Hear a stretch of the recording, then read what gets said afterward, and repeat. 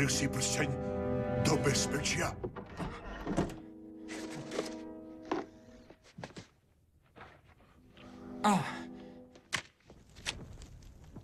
Čo to robíš?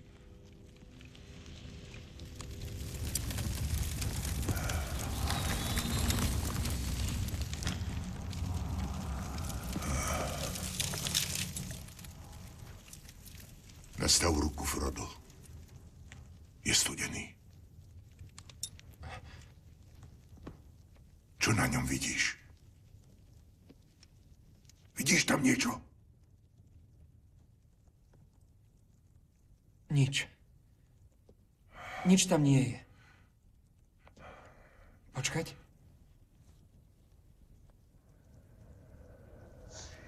Sú tam znaky.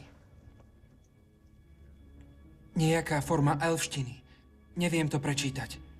Takých nie je veľa. Je to jazyk Mordoru. A tu ním hovoriť nechcem. Mordoru?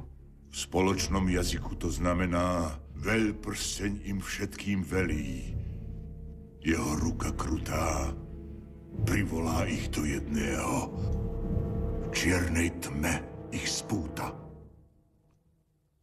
Toto je ten prsteň. Ukul ho temný pán Sauron v plameňoch hory osudu. Isildur ho vyrval z ruky samému Sauronovi. A Bilbo ho našiel. V Glochovej jaskyni. Áno. 60 rokov prsteň ticho odpočíval u Bilba. Predlžoval mu život a oddiaľoval starobu. Ale to už nie je pravda. V Mordore kypí zlo a prsteň sa prebudil. Počul volanie svojho pána. Ale veď ho zabili. Sauron bol zabitý.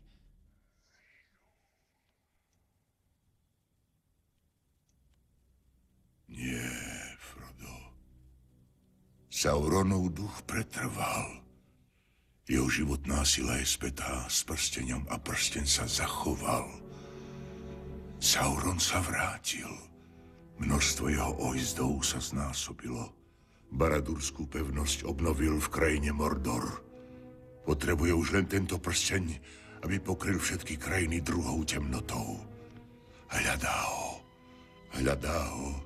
A všetky jeho myšlienky sa naň sústreďujú, pretože aj prsteň nadovšetko túži vrátiť sa na ruku svojho pána. Sú jedno. Prsteň a temný pán.